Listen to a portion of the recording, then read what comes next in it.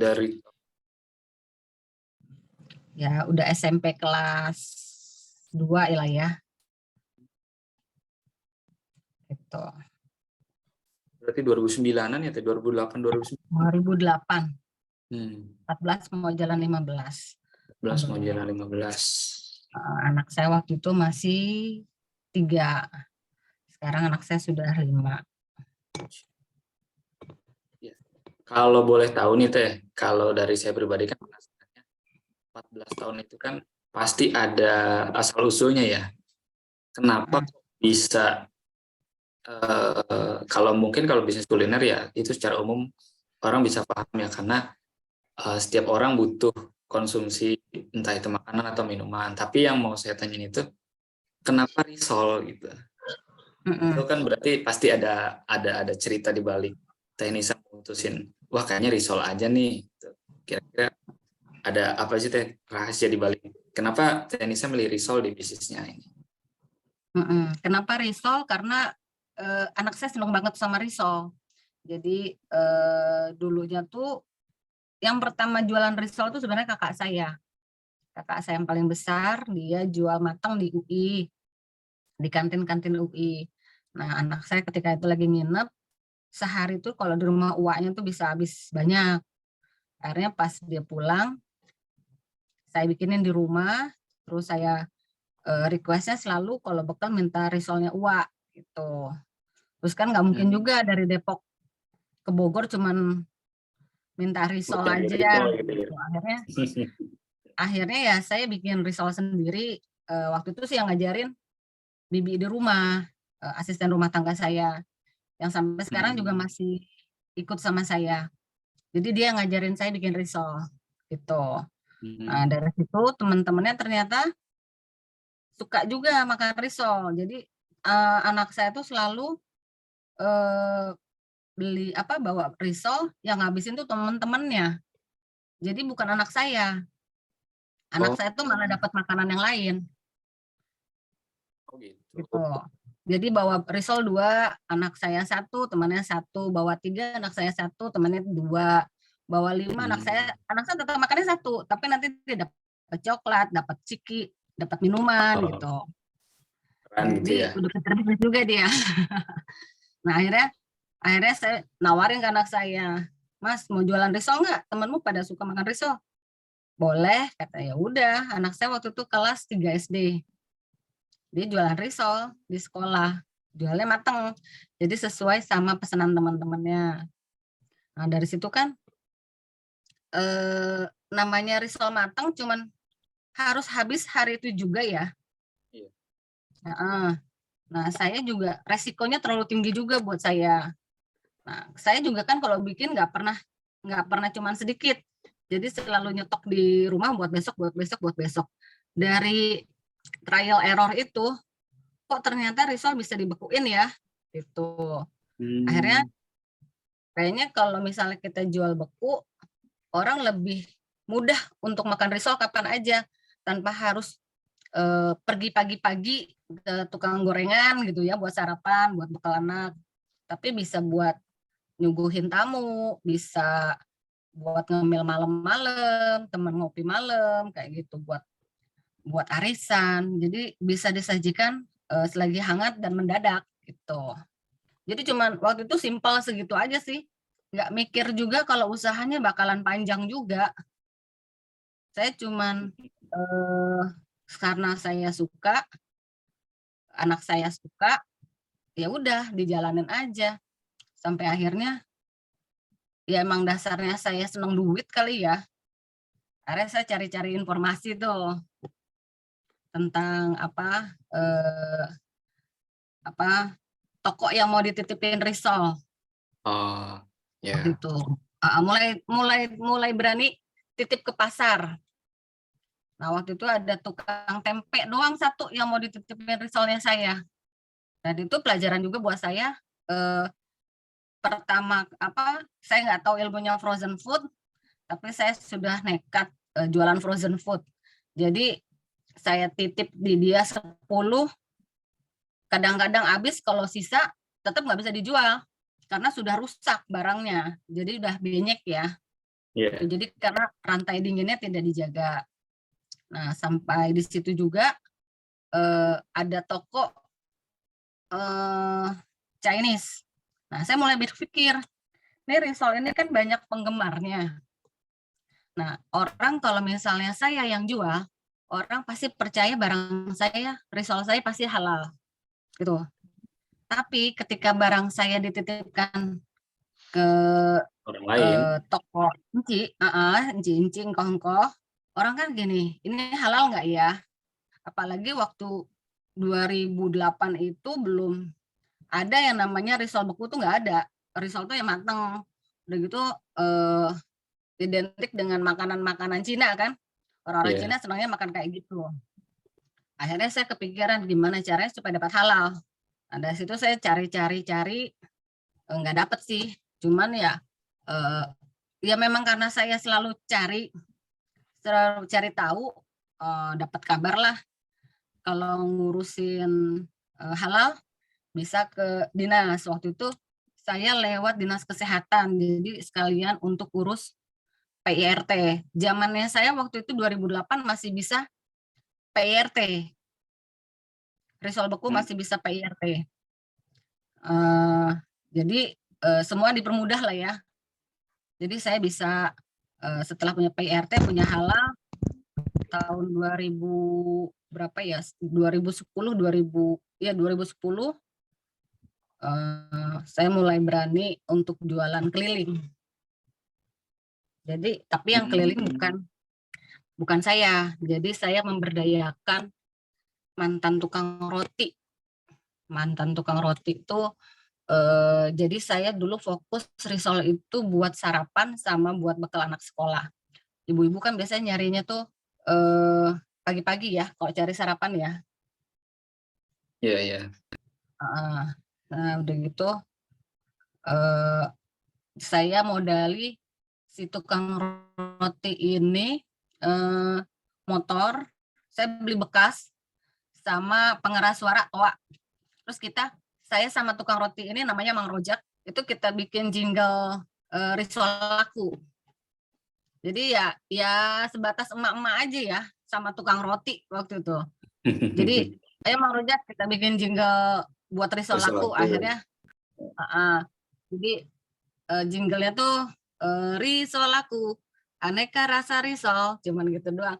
Tapi itu berlangsung 3 tahun keliling perumahan-perumahan di sekitar Bogor, kota Bogor. Alhamdulillah kan itu orang terbiasa mendengar kata risol laku ya. Jadi ya meskipun mereka nggak pernah beli, tapi mendengar kata risol laku ya lumayan familiar gitu. Nah dari situ saya udah 3 tahun saya keliling, nambah lagi tukang roti juga, sampai punya tukang 3 yang keliling, jadi dibagi areanya. Jadi istilahnya apa ya, kanvaser ya waktu itu ya. Saya nggak menggaji mereka, tapi saya memfasilitasi mereka. Jadi apa yang mereka dapatkan setiap harinya itu, yang mereka jual hari itu. Jadi kadang-kadang ya habis, kadang-kadang sisa gitu. Tapi dari situ mereka juga lebih semangat sih. Buat saya lebih fair juga. Jadi saya yang belajar bisnis juga nggak merasa beban untuk menggaji karyawan gitu. Jadi bensin dari mereka, saya cuma memfasilitasi motor sama styrofoam sama modal risolnya. Jadi mereka sistemnya setor. Tiap pagi mereka ambil risol, sore mereka setor sama saya gitu. Nah dari Jadi situ secara nggak langsung si yang tukang rotinya itu nggak terbebani gitu ya Teh ya. Ya berarti ya sesuai sama yang kejual aja ya. iya. Yang penting rantai dinginnya tetap harus dijaga. Jadi pengalaman saya jual di pasar kan mereka nggak pakai styrofoam, nggak pakai freezer gitu. Akhirnya ketika saya pakai tukang roti itu jualan risol keliling, saya bekali mereka styrofoam. Jadi sampai sore pun risol saya masih beku gitu. Jadi semuanya belajar lewat berjalannya waktu usaha gitu. Nah, dari situ tahun ke-5 saya baru memberanikan diri sewa toko. Tokonya dekat rumah ya, cuma 50 meter lah dari rumah. Karena saya kalau misalnya jauh, saya khawatirnya saya nggak bisa kontrol keluarga saya. Dan itu juga bukan saya yang jaga toko, enggak. Karena saya memang murni ibu rumah tangga ya. Jadi Mang Rojak yang tadinya keliling, saya fasilitasi toko gitu. Penghasilannya gimana bagi hasilnya? Sama tetap fee dari hasil penjualan. Nah, dari punya toko itu, kebetulan kan daerah saya itu dekat perempatan ya, perempatan yang lumayan ramai. Jadi kalau Sabtu Minggu itu macet. Jadi banner saya yang segede gaban tuh kebaca sama orang tuh, risol aku tuh gede dan jadi menarik perhatian food blogger kali ya pada zaman itu untuk ngeliput risol aku. Padahal saya sendiri nggak pernah merasa diwawancara gitu. Cuma tahu-tahu risol aku tuh sebagai oleh-oleh Kota Bogor gitu. Jadi ya semuanya kebetulan ya. Berarti jalan itu aja ya Teh ya. Jadi ya tetap ditekunin aja. Saya tetap mau jualan risol gitu. Cuma nanti isiannya yang bervarian, macam-macam rasa gitu. Nah, tahun ke-5 saya sewa, terus ada toko oleh-oleh Bogor, Lapis Bogor Sangkuriang, mau kerjasama dengan saya. Dari situ penjualan saya langsung bagus. Langsung saya memberanikan diri untuk beli freezer bukan freezer ya, nambah karyawan, terus nambah tempat produksi gitu. Nah, di toko oleh-oleh itu kan lumayan penjualan waktu itu, untuk satu toko karena tahun 2013 tuh 2014-an kan Lapis Bogor kan lagi booming banget ya. Jadi orang kalau kehabisan sama Lapis Bogornya, mereka pasti beralih ke risol aku gitu. Lumayan juga saya dapat buangan yang daripada orang sia-sia antri nggak dapat apa-apa, akhirnya beli risol aku kayak gitu. Nah, dari situ juga ada supermarket modern market melihat produk saya, terus juga mereka langsung menghubungi saya lewat web saya. Oh ya, kebetulan saya investasi di website ya, karena saya kan gaptek, saya nggak ngerti gimana bikin website kayak gitu. Tapi saya gini, orang kalau mau nyari saya di Google gimana caranya?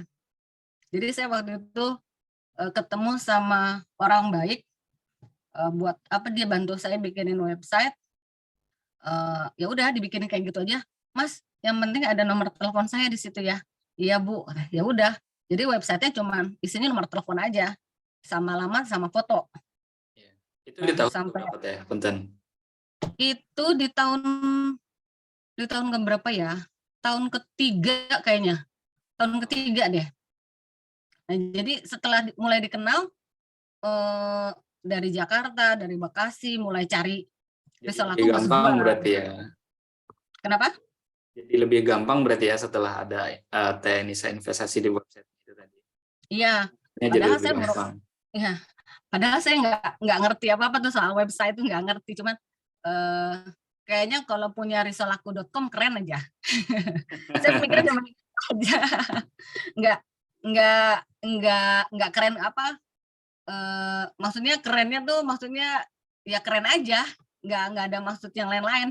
Cuman ya udah, kalau tanya ada ininya nggak, ada websitenya nggak, ada risolaku.com kan kayaknya wih.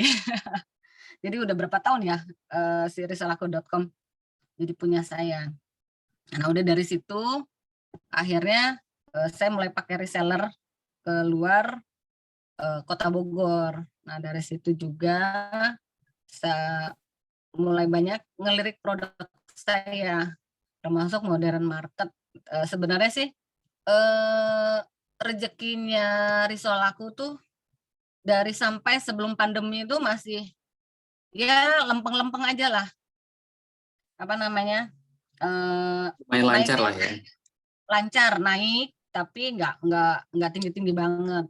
Karena risol aku itu risol itu produk yang mudah ditiru ya, dan semua Ya. orang, semua ibu-ibu rumah tangga pasti bisa. Orang-orang nanya, kenapa sih kok risol aku bisa laku gitu kan? Karena saya bilangnya gini, karena risol aku ada di mana-mana gitu. Jadi udah gitu variannya banyak. Saya cuma bisa bilang itu aja. Jadi saya juga nggak khawatir rezeki saya diambil orang tuh enggak, karena risol tuh memang mudah banget ditiru. Mulai dari abang-abang gerobakan pinggir jalan, terus tiap gang pengkolan ada tukang gorengan pasti jual risol kayak gitu kan. Bahannya Tapi juga gampang rezekinya ya Teh ya. iya, pokoknya gampang banget. Dan semua kan sebenarnya kayak saya varian yang paling best seller itu kan smoke beef ya. Ya. Risol smoke beef itu isiannya pabrikan semua, kayak smoke beef, telur, mayones, itu kan buat pabrikan semua. Dan saya cuman bikin si kulit aja. Jadi mudah banget gitu. Tingkat kegagalannya tuh kecil gitu dibanding kalau bikin cake gitu. Saya nggak suka baking karena saya nggak mau gagal baking. Karena kalau saya bikin kue itu bantu terus gitu. Makanya saya cari yang resikonya kecil lah. Makanya kalau risol kan nggak ada resikonya gitu. Ya, nah. Apalagi ya Mas? Ya, ini ada satu pertanyaan Teh Terus, dari Mas Sigit nih Punten. Kalau misalkan sharing sama orang yang dagang keliling, itu persentasenya berapa ya? waktu itu saya nggak pakai persentase berapa, 10%, 20%, saya gini aja. Waktu itu satu pack dia ambil 5.000 perak. Oh gitu. Saya lebih suka mereka jual risol saya dengan harga mahal. Kan kalau orang-orang, saya punya beberapa teman yang dia nggak suka kalau resellernya jual terlalu mahal. Nanti gimana lakunya? Justru kalau saya kebalikan. Kalau reseller Mahal mungkin kita gitu ya. menghargai, hah?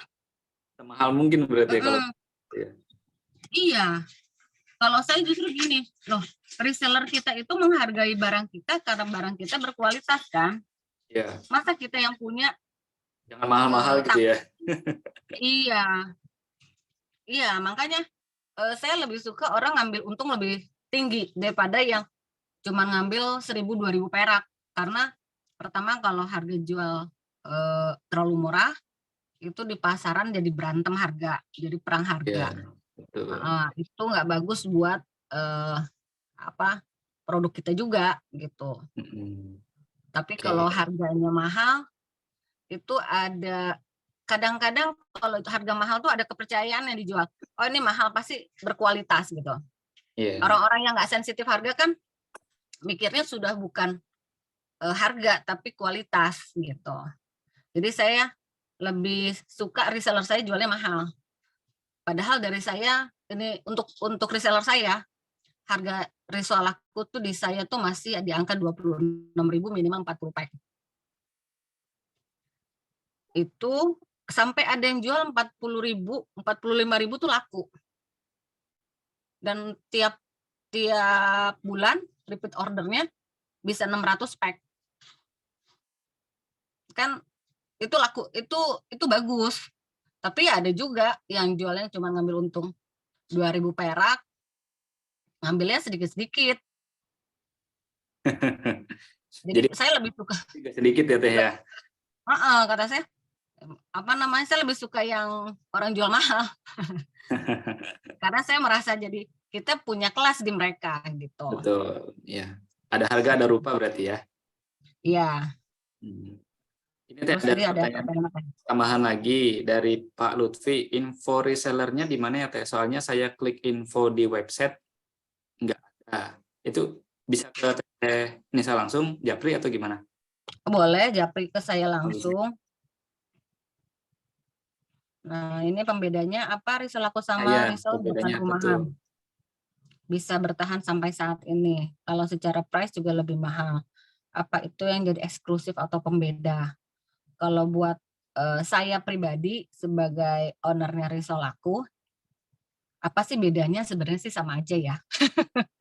Karena kita cuma karena apa namanya? Karena kita ada di mana-mana aja.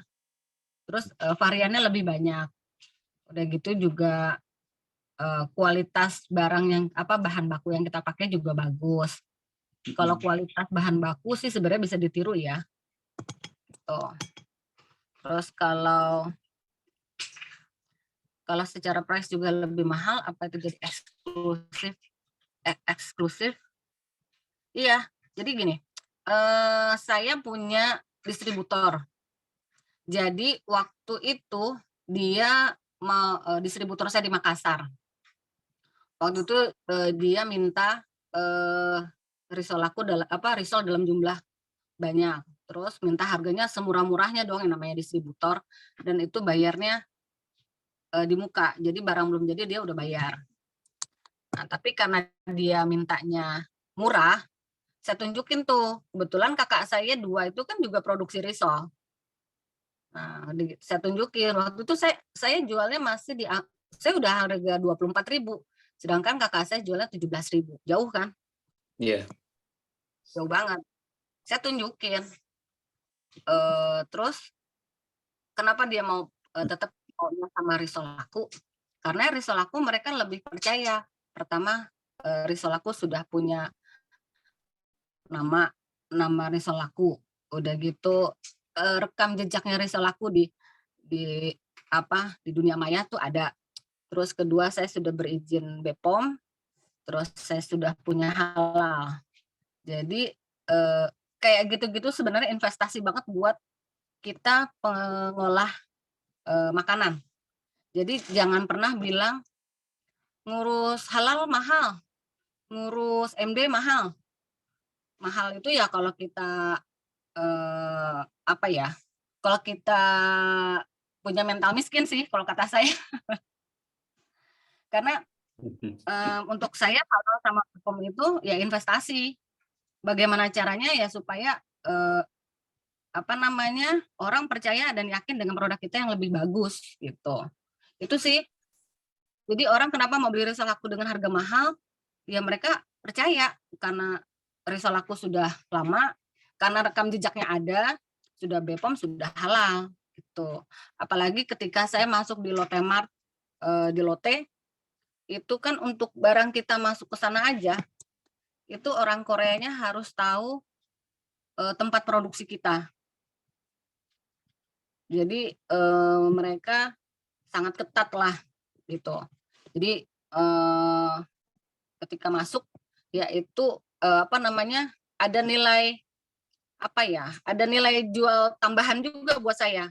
Wah, barang saya udah masuk Lotte loh, karena syaratnya dari Lotte itu tinggi, nggak sama seperti toko-toko frozen yang ya udah gue nggak peduli sama dapur lo gitu. Tapi kalau Lotte kan benar-benar menjamin pelanggannya mendapatkan kualitas makanan yang baik gitu. Nah, awalnya saya juga masuk Lotte tuh bukan cari apa ya, bukan cari keuntungan di situ, maksudnya keuntungan materi ya. Saya lebih saya mau branding di sana gitu. Waktu itu saya juga alhamdulillah masuk Lotte-nya juga apa namanya, ya rezeki banget ya. Waktu zaman saya nunggu masih belanja sendiri gitu. Saya lagi nunggu mayones, saya belanja mayones sama terigu masih di Lotte. Terus saya lihat di bagian horekanya ada bapak-bapak botak tuh di belakang saya. Wah, ini kayaknya bosnya Lotte nih. Saya mau nanya deh. Jadi tampang bos-bos gitu loh. Saya langsung tanya, Pak, kalau masukin produk ke Lotte gimana caranya, Pak? Produk Ibu apa? kebetulan si bapak ini yang nyariin, termasuk orang yang nyariin mayones yang saya pesan, karena saya pesan by phone. Terus dia juga yang usahain biar cepat turun barangnya. Terus dia nanya, "Ibu produknya apa?" "Risol aku." "Risol beku, Pak." "Oh ya, belum ada di sini. Coba nanti saya apa namanya, saya hubungi orang pusat, orang Pasar Rebo." Akhirnya nggak pakai lama, saya langsung dihubungkan dengan buyer di Pasar Rebo. Selang berapa hari langsung deal untuk janjian lagi, meskipun waktu itu sampai sebulan ya, untuk sampai barang kita masuk di lote. Adalah alhamdulillahnya juga nggak pakai listing fee yang apa ya, nggak pakai listing fee yang katanya juta-juta tiap produk. Ternyata saya diberi kemudahan juga sama lote. Jadi waktu itu saya, tapi jangan disamain ya, mungkin ini rezekinya saya juga waktu itu. Iya. Waktu itu saya cuman dikenakan biaya 3,5 juta di lote grosir, kalau nggak salah 7 lote grosir, dan sisanya lote mat ada 17 lote soalnya se-Jabodetabek. Itu kalau nggak salah saya kenanya cuman 7 jutaan. Itu investasi saya. Awalnya saya cuma naruh freezer itu di lote grosir. Karena itu juga hasil nego dengan pihak lotenya. Saya bilang, "Pak, kalau bisa saya taruh freezer ya, Pak." "Wah, Bu, kalau taruh freezer Ibu harus ada bayar listriknya." "Oh gitu, Pak. Ya, kalau gitu gimana orang tahu, Pak, jualan saya? Kan saya masih produk kecil, Pak," kata saya. Ya biasalah, emak-emak gayanya emak-emak gimana sih. Negosiasinya ini ya, handal ya. Iya, iya. Udah gitu, "Coba Bu, nanti saya tanyain lagi ke tim saya. Terus gimana, bisa apa enggak?" Terus akhirnya diizinkan tanpa saya harus membayar listrik. Alhamdulillah. Tapi tetap saya tidak boleh taruh brand risol aku di lote. Jadi terus saya nego lagi, "Pak, tapi kalau misalnya saya taruh gambar risol boleh ya, Pak?" "Boleh, Bu, asal nggak ada tulisan risol aku ya, Bu." "Oke." Karena kalau ada tulisan risol aku, saya kena cas 500.000 juga sebulan. Jadi udahlah, nggak apa-apalah, saya ini aja, freezer saya dengan gambar risol tanpa merek. Terus ditaruhnya juga alhamdulillah di tempat yang ya ada toko-toko yang memang naruh freezer saya di tempat yang strategis, karena branding di awal risol aku ada tuh saya memang warnanya kuning, jadi konsisten juga saya di warna kuning. Nah dari situ juga si lote map juga, kalau lote map saya waktu itu nggak diizinkan untuk bawa freezer. Ya udah nggak apa-apa, nggak pakai freezer. Tapi itu setiap kejadian pasti ada ilmu baru. Jadi waktu itu kejadiannya produk saya rusak di freezer mereka. Jadi suhunya mereka nggak stabil freezernya. Jadi barang saya jumlahnya 150 pack rusak. Nangis dong. Itu buang duit bener itu. Akhirnya saya marah dong sama lote. Gaya ya, pokoknya saya berani marah karena barangnya banyak. Terus saya nggak bisa ngirim lagi ke lote kalau gini. Untung saya nggak seberapa, tapi barang saya rusak dan nggak dijaga. Tapi kan mereka juga melihat produk saya mungkin sudah bagus penjualannya. Terus akhirnya dari situ juga, "Jangan Bu, nanti kita ini aja, nanti saya kasih tahu di toko, tiap toko untuk jaga freezer. Gak bisa Mbak, kalau kayak gini saya udah yakin pasti akan terjadi lagi," Jadian kata lagi saya gitu gitu ya. kan. Saya nggak mau nih 150 satu toko loh, belum toko yang lain gitu. Nah udah gitu akhirnya kecuali Lotte Mart mau saya titipi freezer juga sama seperti di Lotte Grosir. Nah, kebetulan orang yang bayar yang nego sama saya ini orang yang berbeda dengan orang yang pertama saya masuk. Oh, Ibu ada freezer juga? Ya udah Bu, nggak apa-apa. Masukin aja freezernya. Nanti tinggal kita ngomong ke toko gitu. Wah, seneng dong saya. Saya lebih baik investasi freezer Iya, nilainya 3 juta, udah berikut stiker daripada barang saya rusak sampai 150 pack kan harganya sudah lebih dari harga freezer. betul. Iya. Jadi akhirnya saya karena punya punya saya merasa punya eh, negosiasi saya berhasil gitu kan. Tapi di bawah. Iya. Akhirnya saya gini, kadang-kadang agak songong juga ya.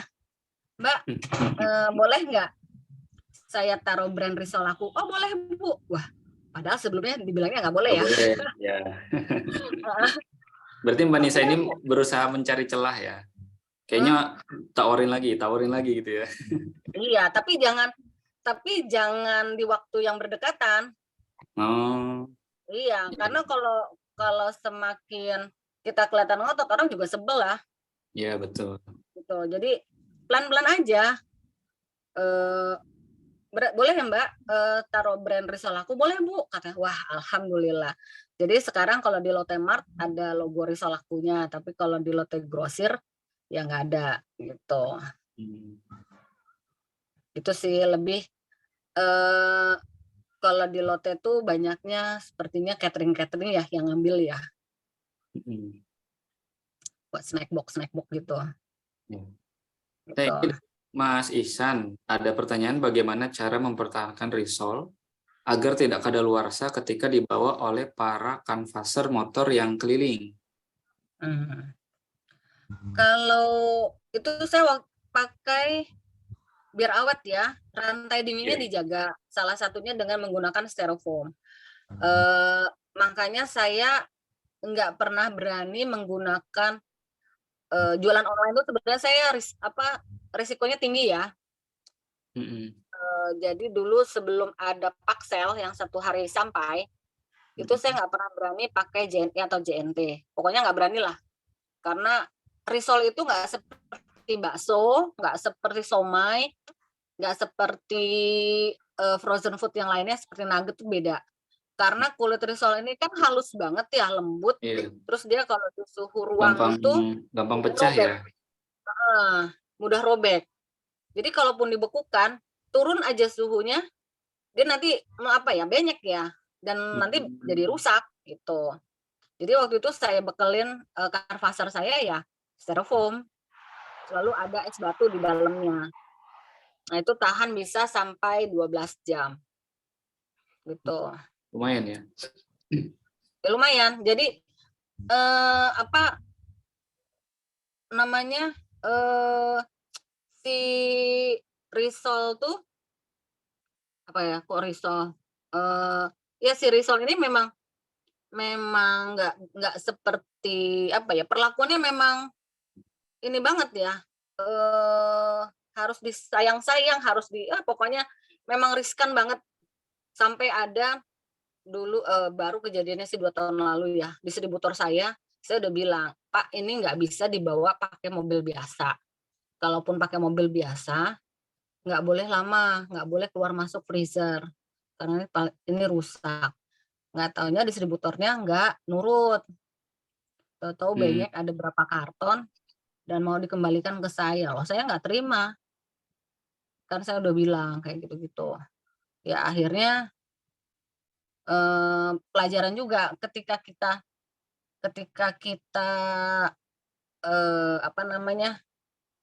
mau punya deal sama orang, punya perjanjian dengan reseller, distributor, itu memang harus benar-benar dipikir gitu. Jadi jangan mentang-mentang ada yang mau beli banyak, terus kita nggak memikirkan produk kita di akhir sampai konsumen. Itu harus Iya. benar-benar diperhatikan. Jadi jangan mentang-mentang, oh dia sekali belanja 1 kontainer gitu. Wah duitnya banyak.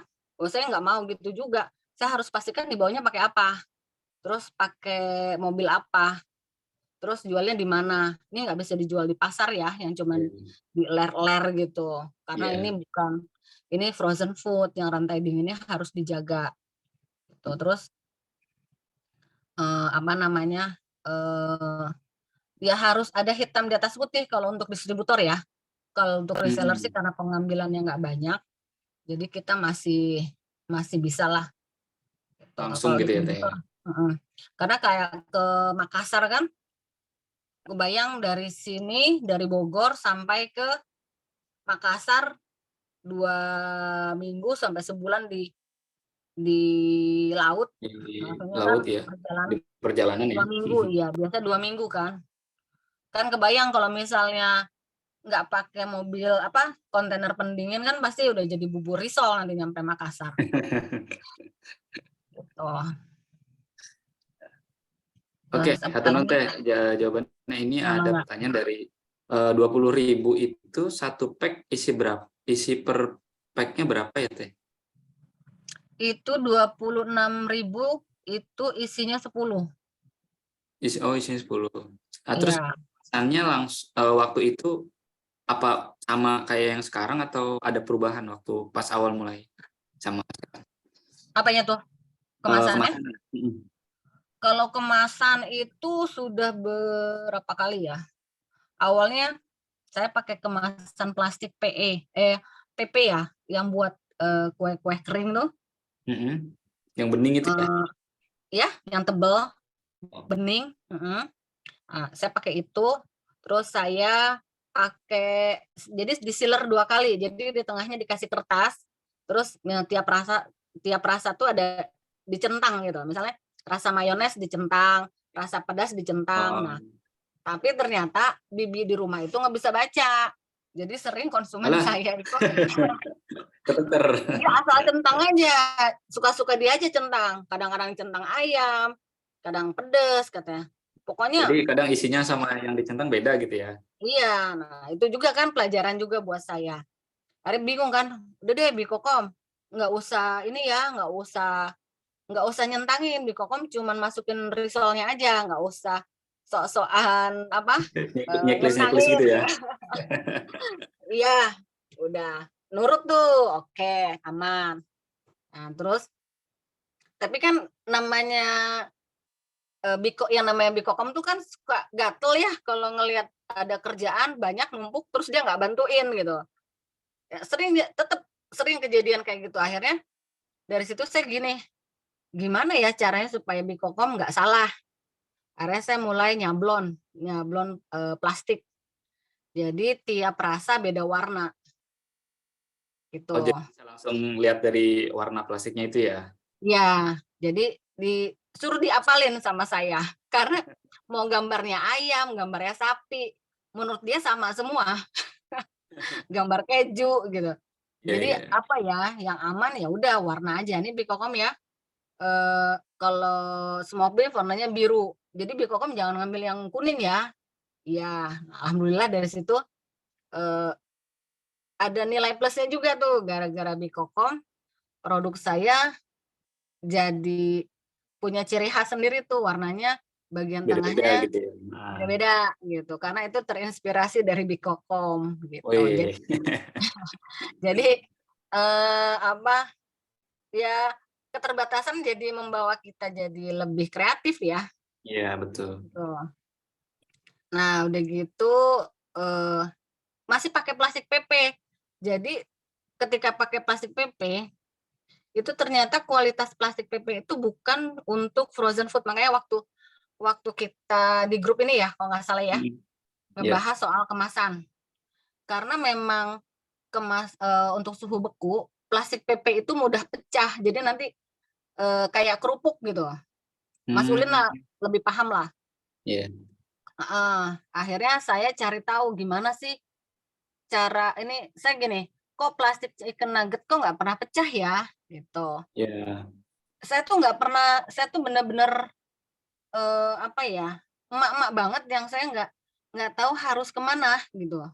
Terus ya udah saya cuman bisa tanya si Mbah Google, saya cari tahu soal plastik, saya belajar dari Google, terus saya dapat ada website yang jualan juga plastik, akhirnya dari situ saya coba beli, terus oh ternyata cocok, cuman ketika di sablon dia beda sama plastik PP, lebih mudah terkelupas ya.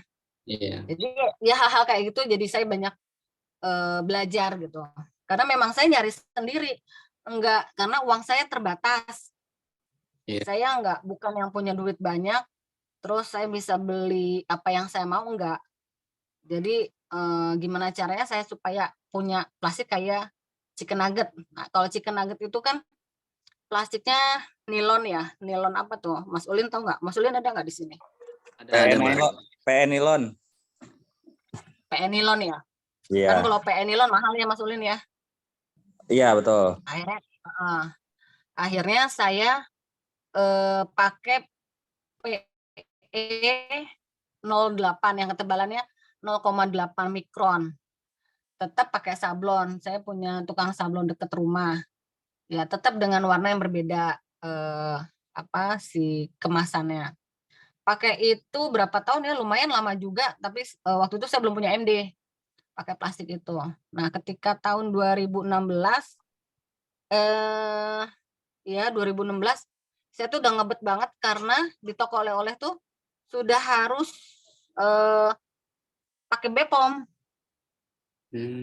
Karena PIRT saya sudah habis, tidak bisa diperpanjang, dan syarat di toko oleh-oleh itu harus ada BPOM.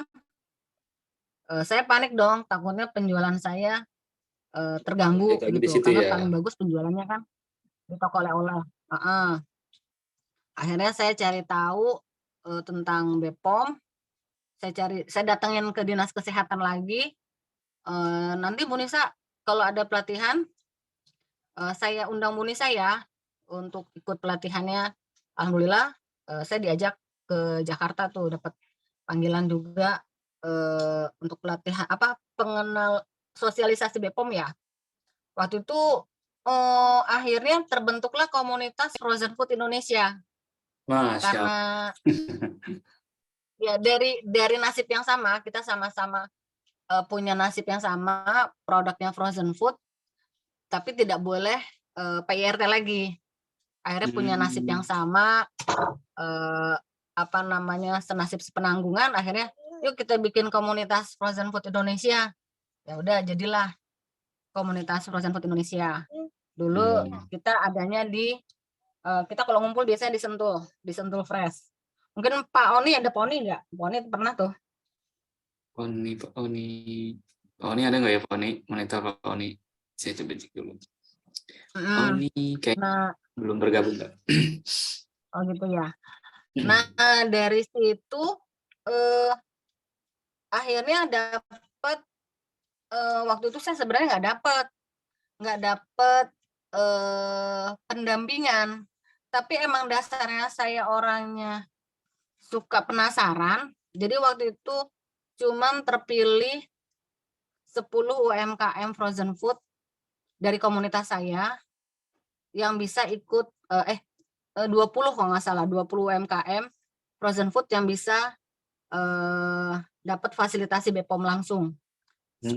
Terus waktu itu saya nggak dapet, sebenarnya sih sedih ya, kok saya nggak kepilih sih, padahal kan saya merasa gini, waktu itu di antara teman-teman saya yang paling ngebet itu saya. Kenapa saya nggak dipilih? Mungkin karena saya kelihatan terlalu ngebet kali ya. Udah gitu dianggapnya juga nggak ini kali ya.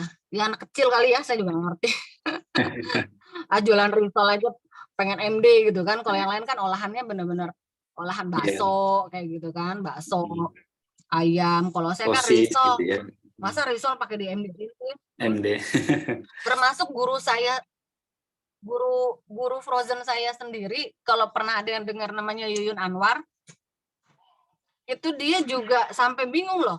Saya nggak nyangka usaha Bu Nisa bisa lama ya, katanya bisa besar. Karena guru saya aja nggak yakin, gitu. Risol ternyata bisa jadi besar gitu.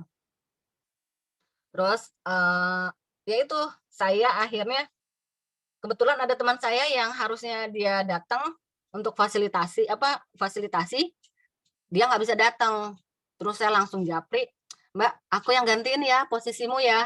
Maksudnya posisi buat datang aja ke BPOM, bukan saya menggantikan posisi dia ketika nanti difasilitasi. Ya Mbak, datang aja nanti kasih informasi ya. Kamu mau mewakili produkku aja. Iya, oke. Yang penting saya tahu informasi kan. Tapi Iya. ya namanya, kayaknya kalau nggak gitu bukan Nisa namanya. Begitu nyampe BPOM kan, ketemu banyak orang BPOM, langsung dong. Saya Cari tahu ya. kayaknya paling banyak nego dengan orang BPOM saya. Terus terus dari situ orang BPOM mungkin melihat keseriusan saya ya. Akhirnya saya diizinkan untuk ikut pendampingan selama 1 tahun. Jadi waktu itu Iya. dari 20-an ya, 20 orang. Dari 20 apa 25 orang itu yang berhasil lolos sampai punya MD tuh salah satunya saya di awal tuh saya nomor 2. Yang mama gaptek tuh yang saya bener-bener nggak ngerti apa-apa, input data gimana, terus buka ireknya kayak gimana, saya bener-bener nggak tahu. Terus saya juga dalam keadaan hamil besar kan, jadi saya tuh tipenya gini, kalau saya nggak ngerti saya langsung telepon, kalau perlu saya datengin BPOM-nya, sampai orang BPOM saya kira-kira 2 minggu mau lahiran, lahiran anak kelima. Masih Sampai ngurusin itu teh. Bu, Ibu nanti kalau ada apa-apa Ibu. Kenapa? Iya, berarti Tenisa 2 minggu pas mau lahiran masih sempat ngurusin kayak gitu. Iya.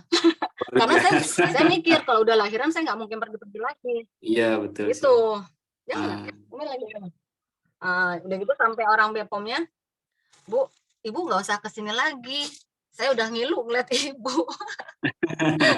Sampai, wah, ternyata saya memang bikin orang ngilu ya kayaknya ya.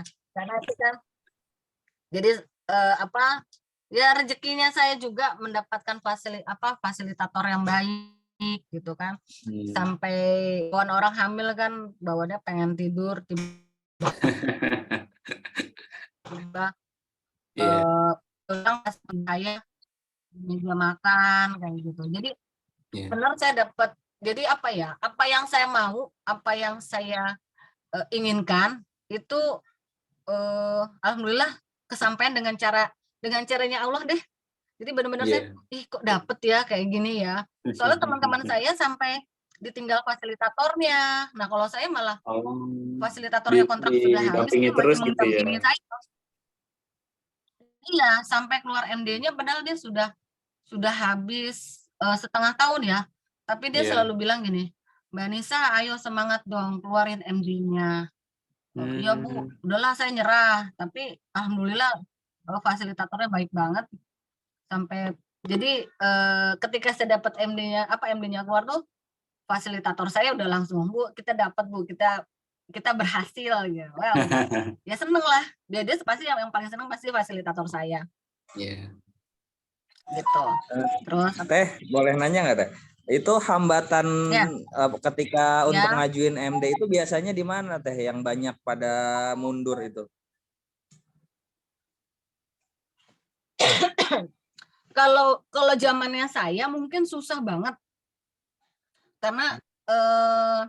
Karena semuanya menurut saya susah banget ya, karena semuanya offline ya, semuanya offline. Kecuali kalau kita sudah irek. Jadi apa sih namanya? Saya kok lupa namanya. Untuk ngurus MD itu kan kita ada pengajuan dulu. Pengajuan nanti kita harus dicek tempat produksinya juga. Jadi apa namanya? Kok saya lupa. Tadi itu saya lagi ngingetin itu namanya apa ya? PSB. Pemeriksaan sarana bangunan. Jadi syarat utama untuk dapat MD, kedengeran nggak? Kedengeran Teh. Lanjut. Halo? Kedengeran Teh. Syarat utama MD itu harus dapur yang terpisah dari rumah. Terus gimana kalau misalnya dapurnya masih nyatu sama rumah tangga? Sebenarnya nggak ada masalah kalau kapasitas produksinya memang masih sedikit dan tidak digunakan di waktu bersamaan ketika kita mengerjakan olahan pangan yang akan kita jual gitu. Misalnya yang ngerjain kita, yang bersihin kita, yang masak kita, maksudnya cuma satu orang gitu. Itu bisa, karena teman saya juga bisa. Waktu itu dia bikin klaper tub. Jadi ukuran dapurnya itu cuma 2x3. Oh. Dia dibantu sama asisten aku. Itu bisa punya MD. Bisa, jadi nggak harus tempatnya bagus, terus benar-benar terpisah dari rumah, enggak. Iya. Yang penting memang bersekat ya, maksudnya nyatu tapi nyatu dari rumah pemisahnya ya. Ada sekat lah. Iya, dia nyekat. Aduh sayang, jangan dong nak. Jadi jangan takut gitu. Kalau misalnya, oh harus terpisah ya Bu, saya masih ngontrak, saya masih nyatu. Ngontrak bisa nggak Bu? Bisa. Tapi kalau ngontrak memang ada kekhususan, misalnya ada perjanjian kontrak selama 5 tahun. Itu zamannya saya ya, nggak tahu kalau yang sekarang. Nah, terus kalau kapasitasnya, terus PSB-nya apa? Prasarana bangunan sudah benar-benar terpisah dari rumah. Misalnya kita punya tempatnya udah rumah terpisah nih, tapi kok nggak bisa juga ya? Ada juga kejadian kayak gitu teman saya. Ternyata apa? Kapasitas produksinya melebihi kapasitas ruang produksinya. Jadi karyawan dia banyak, produksinya banyak, tempatnya kecil gitu ya.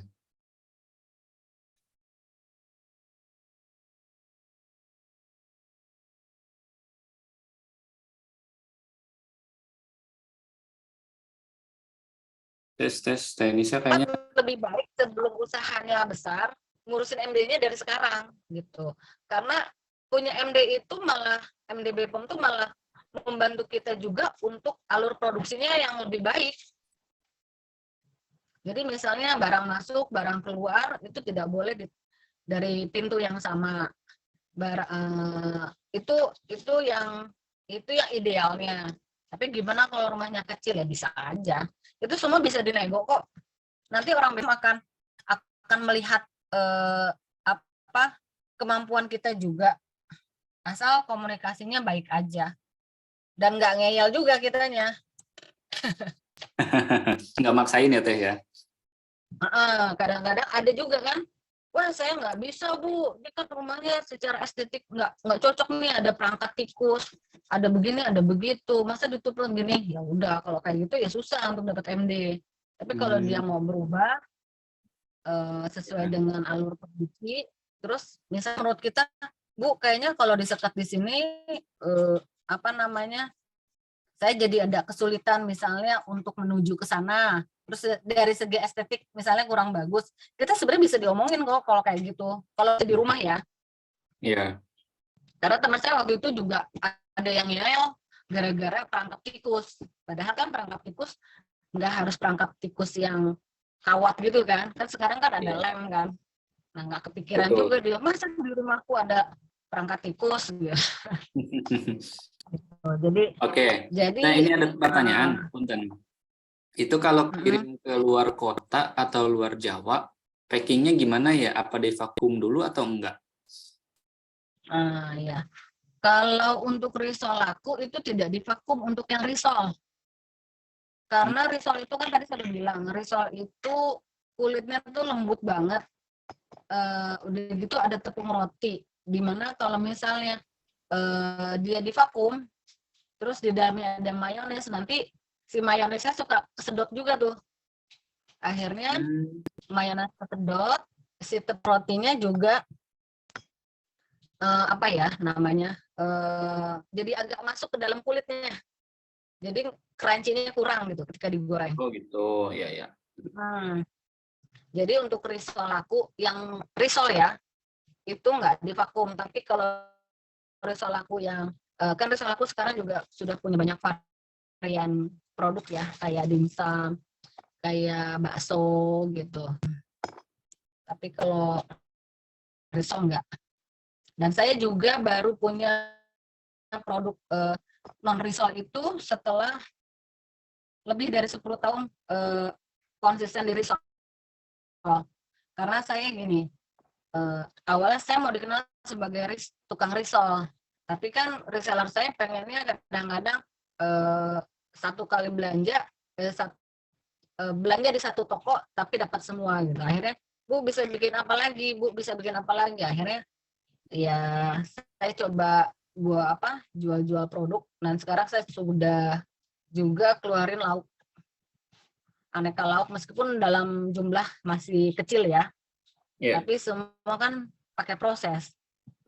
Dulu saya risol itu masih seminggu mungkin cuma 1 kilo terigu ya. Kalau sekarang alhamdulillah bisa ngabisin berapa? 50 70 kilo per hari terigu. Tapi perlu proses ya Teh, nggak bisa. Gitu. Iya. Jadi ya proses itu, makanya saya kan selalu bilang ke teman-teman saya, hargai proses, jangan mentang-mentang punya uang, punya modal, terus pengen punya toko, pengen beli ruko, sewa ruko, terus maksimalkan aja apa yang kamu bisa punya, yang bisa kamu maksimalkan dari rumah. Dulu saya sempat terbawa arus teman-teman saya yang pada sewa-sewa ruko. Jadi ikut-ikutan gitu ya. teman saya punya toko. Iya. Terus waktu itu teman saya buka ruko itu sewa 3 lantai, setahunnya 350 juta. 150 juta. Wah, saya juga bisa lah. Saya pikir kan gitu. Terus saya bilang suami aku mau buka toko ya, sewa ruko. Buat apa? Gitu. Biar keren, kata suami saya tuh selalu begitu. Biar apa? Biar keren. Ya enggak sih. Terus tapi saya kan tetap cari ruko terus kan. Suami saya juga jengah kali ngeliat saya apa-apa, oh ruko di sini mahal, tempatnya gini. Sebel juga kayaknya ngeliat saya. Alhamdulillah dia punya teman, kalau pernah dengar Dagadu, yang punya Dagadu, Dagadu Jogja. Yang baju itu ya? Hah? Iya, kaos Dagadu. Kaos ya? Iya, kaos Dagadu. Kebetulan kan teman suami saya, akhirnya ya suami saya manggil, namanya Mas Tio. Mas, tolong kasih tahu istri saya. Dia kekeh pengen sewa ruko. Tolong kasih tahu istri saya. Kalau sama saya udah nggak bisa dikasih tahu. Karena saya merasa saya punya uang waktu itu. Terus akhirnya datanglah dia dari Jogja ke Bogor, nginep 1 malam. Jadi kita diskusi, benar-benar diskusi. Dia tanya sebenarnya risol aku tuh mau dibawa kemana. Gitu. Waktu itu kan saya banyak risol aku sebagai oleh-oleh Bogor.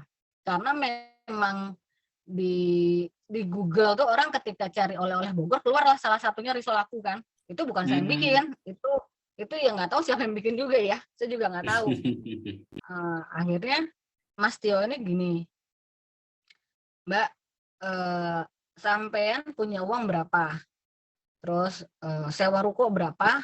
Harga freezer berapa? Gitu. Harga freezer 2,5 juta, kata saya gitu. 2,5 juta.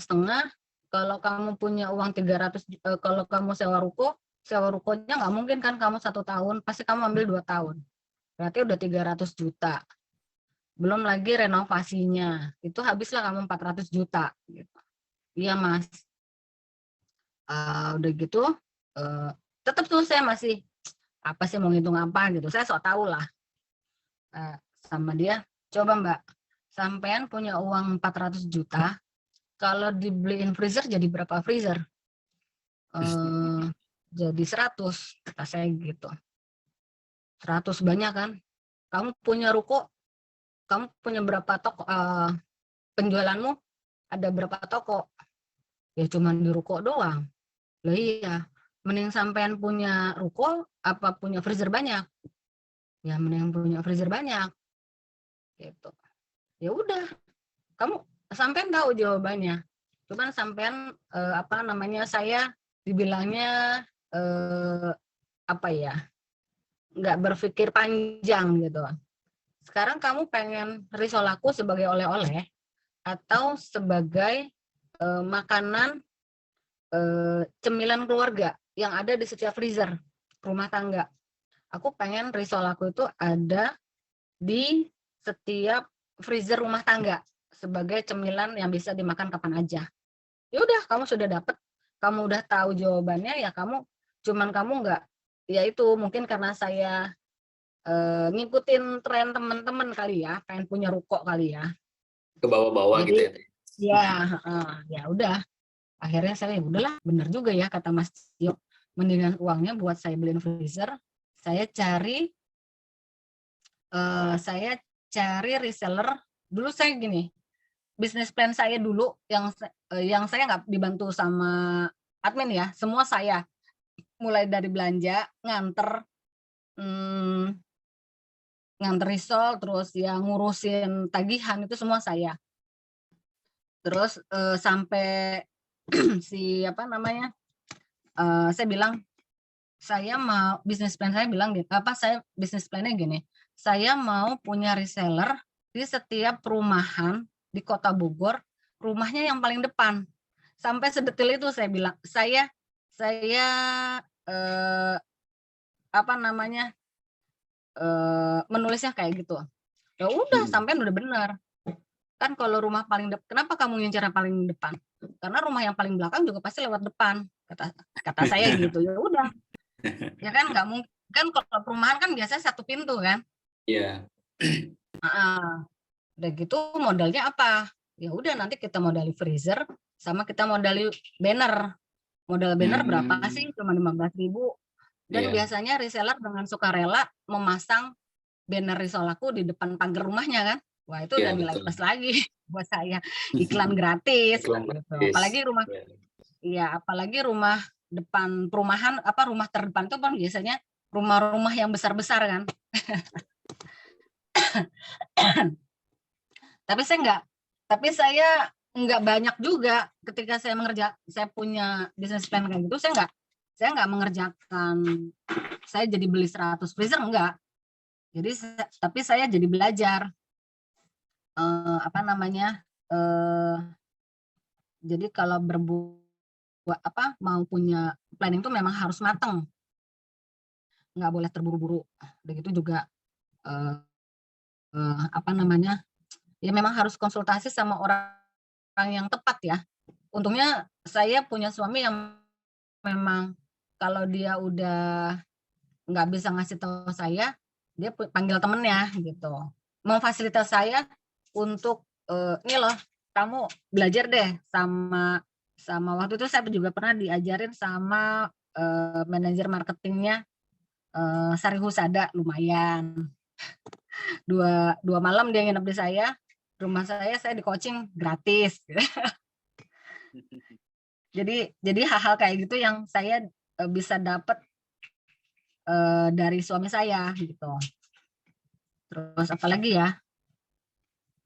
nih Mas? Ada, ini sebetulnya banyak banget. Saya coba pilihin ya biar.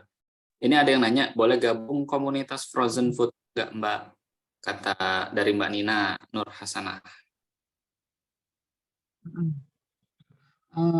Boleh sih, tapi saya bukan admin ya. Gitu.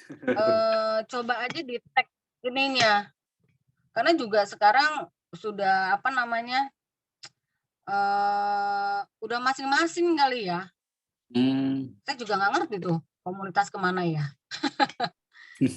Tapi dari situ saya jadi banyak belajar. Banyak belajar soal frozen food, belajar rantai dingin, belajar marketing marketing online kayak gitu. Meskipun saya orang gaptek, tapi ya mereka kadang-kadang memfasilitasi kita gitu. Terus ini teh, kalau ngurus Nah, nya di POM itu perlu berapa waktu dan apakah 1 MD itu untuk semua varian atau ada ketentuannya lagi? kalau ini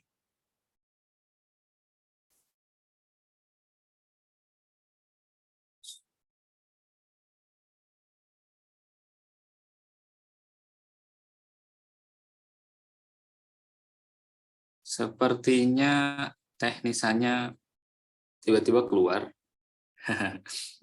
Kita tunggu dulu ya.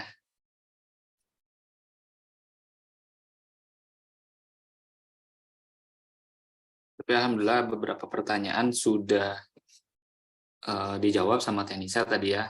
Selamat yang buat pertanyaannya udah kejawab tuh, beruntung banget nih soalnya malam ini pertanyaannya luar biasa nih, banyak banget. Nanti buat yang mau cari tahu apakah si komunitas frozen food-nya itu masih ada atau enggak, nanti mungkin bisa japri ke Teknisa ya untuk info lanjutannya. Oke. Berarti ada, oh ini dari Mas Dika juga belum ya. Kalau betok frozen apakah harus MD atau PRT saja atau halal saja? Ditunggu ya Mas, soalnya Mbak Nisanya kayaknya keluar.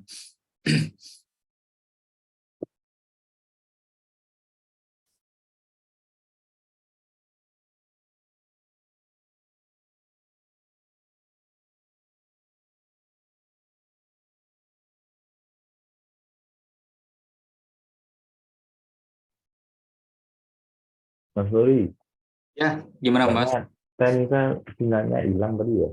Iya, ini saya lagi coba japri dulu. Sama lagi jabarin juga. Enggak gitu.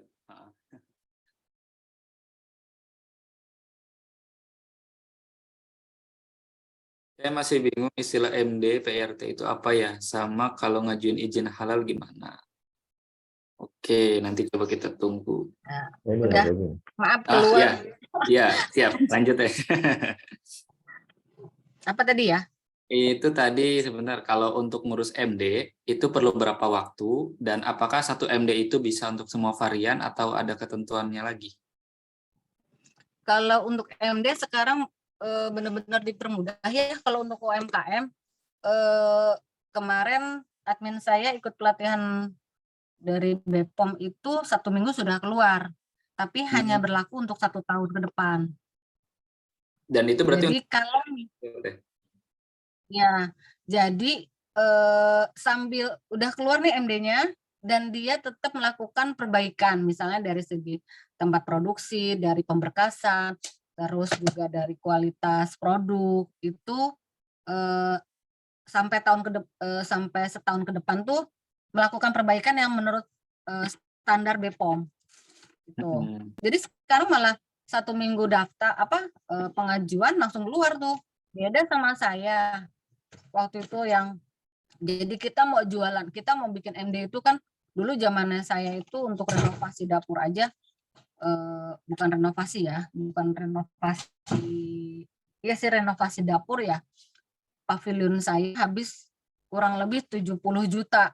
Tapi kita nggak boleh dagang. Kata saya ke BPOM kan waktu itu, Bu, gimana kita mau buat ngurusin MD? Kalau kita jualan aja nggak boleh. Kalau memang harus ada MD. Harusnya kita dikasih sementara aja izin sementara untuk kalau kita tuh benar-benar dalam proses pengurusan MD gitu ya. gitu. Iya. Nah, jadi dan dari tahun 2016 baru terrealisasi tuh baru akhir tahun lalu kok nggak salah. Baru ada ada kebijakan 1 minggu keluar. Tapi nanti kan labnya sambil jalan kayak gitu. Jadi kita UMKM jadi dipersilahkan untuk nyari modal dulu lah buat ngurusin bikin tempat produksi yang ideal gitu. Kenapa sih BPOM kok ribet banget gitu ya? Kalau mungkin kesannya saya pro pemerintah, tapi sebenarnya sih ini demi kebaikan kita juga. Kan karena kenapa pemerintah harus mewajibkan harus BPOM, harus ada PIRT, karena negara kan menjamin keamanan pangan setiap penduduk. Jadi terjadi apa-apa kan pasti negara ada di depan gitu. Jangan sampai sebelum terjadi apa-apa, negara nanti disalahin. Padahal bisa jadi kitanya juga yang lalai gitu. Tapi saya tidak mewakili BPOM ya, karena saya sendiri gini, pernah soalnya keracunan makanan sampai saya bertiga, saya dan anak saya 2 itu keracunan dan sampai harus dibawa ke rumah sakit gara-gara keracunan. Jadi kalau kejadian kayak gitu, kita uang habis banyak, yang tanggung jawab siapa? Betul.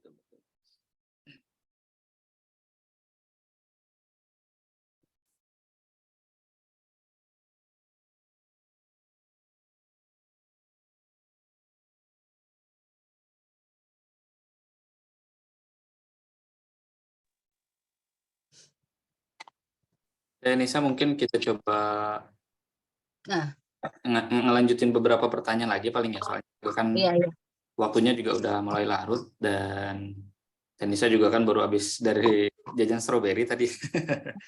Jajan stroberi. Ini mungkin 2 lagi ya Teh ya. Pertanyaan yang pertama, kalau botok frozen ini dari Mas Admin nih, apakah harus MD atau cukup PIRT saja atau halal saja? Untuk apa? Untuk botok frozen, produknya Mas Dika. Oh, produknya Mas Dika. MD BPOM, udah pada tahu belum singkatan dari MD apa ya? Nah, ini ada lanjutan lagi di bawahnya. Saya masih bingung, MD, PIRT itu apa ya? Mungkin bisa sekali. Nanti 2 pertanyaan ini dijawab sekaligus gitu. Iya, tadi perasaan kita kan ngomongnya MD BPOM. Jadi saya pernah ketemu teman saya yang dia disuruh dia menjadi narasumber yang menjelaskan MD itu kepada para anggota Bayangkari ya, istri-istri polisi. Terus dia tanya ke saya pikir ya dia sudah tahu, ternyata makan MD itu dia nggak tahu, dia bilangnya apa? Merek dagang. Padahal harusnya makanan dalam negeri. Oh gitu. Ya. Jadi kalau makanan impor itu nanti izinnya tuh ML, makanan luar negeri. Jadi itu bukan merek dagang ya, ibu-ibu, bapak-bapak. Jadi dibedakan merek dagang sama, kalau merek dagang itu di HAKI, di Kementerian Kehakiman ya, kalau nggak salah ya. Kalau MD BPOM, kalau MD itu dari Badan POM. Terus PIRT. Nah, bedanya MD dengan PIRT? Nah, MD itu diberikan kepada bukan wajib untuk makanan yang sudah pemasarannya cakupannya luas. Itu yang pertama. Terus yang kedua juga olahan frozen, terus minuman, air mineral, terus juga makanan olahan yang mengandung protein, seperti yang mengandung ayam, sapi, ikan, susu. Jadi itu wajib MD. Jadi nggak bisa tuh nggak MD. Jadi itu sudah wajib. Nah, udah gitu sama makanan bayi. Jadi dan obat ya, obat juga. Terus kalau PRT itu apa? PRT itu biasanya diberikan kepada UMKM yang memang penjualannya hanya sekitaran lokal. Misalnya di Kota Bogor aja, Kota Bekasi aja, atau daerah kabupaten memang ruang lingkupnya masih keluar kota intinya gitu ya. Jadi sebenarnya tidak boleh keluar dari kota, tapi ya kan aturan biasanya buat dilanggar juga ya, nggak apa-apa ya. Ya kalau nggak gitu kita nggak bisa jualan lebih banyak kan. Kita nggak bisa besar ya. Ya, balik lagi Iya, kadang, yang tadi kalau botok frozen sesuai tadi penjelasannya Tenisa, apakah MD, PIRT atau halal itu pilihan yang paling cocoknya apa? iya. Kalau tadi kan salah satunya untuk frozen food ya. Kalau botoknya memang dijual dan dikemas dalam bentuk frozen food itu sudah wajib MD. Oh gitu. Iya, meskipun dia tidak mengandung susu, tidak mengandung ayam, tidak mengandung sapi, tidak mengandung ikan, tapi karena bentuknya sudah frozen, dikemas frozen, ya sudah, itu sudah Berarti wajib. masuk kategorinya kategori frozen dan harus MD gitu ya? Iya, gitu. Dia kan botok kan semuanya sayur ya, sayur bumbu nggak ada. Mungkin ada proteinnya dari ikan teri kali ya. Ikan asin, kalau ikan asin pun kalau ikan asin itu tidak wajib MD, itu hanya PIRT. Nah begitu juga rendang juga bisa PIRT kalau sekarang. Gitu. Berarti kalau dari lihat ruang lingkupnya jauh lebih tinggi MD ya dibanding PIRT gitu ya? Iya. Karena kalau MD itu ya kita bisa memasarkan seluruh Indonesia. Jadi kayak misalnya saya kirim barang, ya kayak saya kirim ke Makassar, mereka kan melihat dokumen perizinan saya kan, karena setiap barang yang masuk ke pelabuhan itu kan dicek dokumentasinya. Ini barangnya barang apa nih? Barangnya misalnya frozen, ada buktinya enggak kalau ini barangnya memang sudah berizin kayak gitu. Kalau distributor yang benar kayak begitu ya. Jadi mereka melihat kelengkapan perizinan kita gitu. Siap. Satu lagi Punten. Untuk menentukan expired product pakai metode apa ya? Metodenya kita sendiri yang menentukan. Berarti ngetes sendiri gitu ya? Iya, dulu saya ngetes itu sampai setahun untuk risol. Tapi kan ada plus minus ya. Jadi risol saya tuh waktu itu sempat cuma bikin aja dia 3 bulan gitu kan. Bikin 3 bulan masih oke lah. Terus seiring permintaan reseller banyak, Bu, jangan 3 bulan dong. Bikin 6 bulan karena saya nggak pernah bikin lebih dari 3 bulan tuh percobaan. Saya saya mengklaim 3 bulan bagus karena saya mencoba. Nah, begitu ada permintaan 6 bulan, saya harus uji coba lagi selama 6 bulan. Jadi setiap minggu jadi waktu itu saya masukin banyak risol di freezer, tapi nggak perlu 1 bungkus ya, dibuatnya 1 risol, dibuat di kemasan plastik aja, di sealer gitu kan.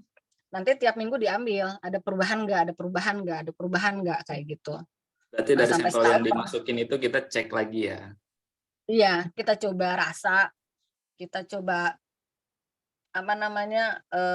bentuk kayak gitu. Nah, berubahnya bentuk juga kan keluar masuk freezer juga kan mengurangi kualitas mengurangi kualitas si produk juga. Saya percobaan 1 tahun. Tapi saya nggak berani ngambil 1 tahun karena saya tidak tahu penanganan tiap toko. Jadi itu juga yang harus dipikir. Jangan sampai kita karena udah 1 tahun deh biar panjang usia produknya gitu kan, biar barangnya nggak cepat expired gitu. Tapi kalau misalnya kita juga belum bisa mengedukasi reseller kita, ya janganlah gitu. Jadi masa kadaluarsa itu kita yang nentuin sendiri dengan percobaan sendiri. BPOM nggak ikut campur soal kayak gitu. Gitu ya Mbak Maya untuk pertanyaannya. Mungkin ini kan saya coba batasi sampai jam 9:15, berarti kan sisa 2 menit lagi. Insya Allah untuk sesi malam ini dicukupkan dulu ya mungkin ya teknis saya supaya nggak terlalu juga yang disampaikan dan bisa langsung dieksekusi. Itu yang penting ya dari apa yang disampaikan Mas ini, supaya bisa langsung teman-teman coba praktekin. Mungkin Tenisa terakhir closing untuk apa ya, pesan dari Tenisa yang sudah melewati bisnisnya atau ibaratnya merawat bisnisnya selama 14 tahun ini, apa sih Teh buat kita nih supaya bisa kayak Tenisa atau minimal tidak melalui proses yang serumit yang Tenisa dulu pernah lewatin? Apa ya, saya kalau disuruh ngomong gitu bingung saya. Kalau saya sih, kalau kalau mau usaha tuh ya pertama ya tekun, terus jangan nafsu, terus memaksimalkan potensi diri dulu, potensi yang ada di rumah dulu, potensi sekitar dulu, jangan langsung modal gede. Udah gitu sambil kita belajar pelan-pelan melihat setiap peluang. Udah gitu juga satu lagi tidak diawali modalnya dari yang baik-baik gitu. Jadi jadi saya termasuk UMKM yang anti riba, anti bank. Alhamdulillah 14 tahun ini saya tidak ada pinjaman bank sama sekali. Pernah saya pinjam uang dari salah satu BUMN, tapi baru juga tanda tangan mobil saya udah hilang. Waduh. Jadi itu mungkin cara Allah sayang sama saya untuk memisahkan mana harta saya yang benar-benar jerih payah saya dan mana yang tidak halal gitu kan. Jadi dari situ saya belajar banyak. Jadi untuk berdagang ya biar langgeng ya salah satunya tidak meminjam uang bank gitu. Biarin modalnya kecil aja leken. Alhamdulillah sampai sekarang bukan ini ya, mungkin mudah-mudahan memotivasi teman-teman juga. Saya cuma ibu rumah tangga biasa, 5 anak, usaha cuma risol doang. Tapi dari usaha risol saya bisa punya tempat produksi sendiri, belinya cash. Terus saya bisa, insya Allah saya juga mudah-mudahan kalau ada rezeki punya tempat produksi yang lebih besar, lahannya sudah ada, tinggal nunggu investor kali dia. Teman-teman ada yang mau jadi investor saya? Mas Dika monitor investor.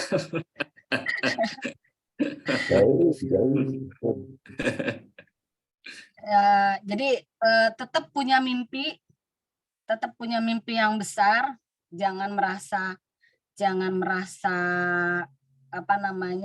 kecil hati, lakukan semua dengan hati dan insya Allah bisa lah gitu.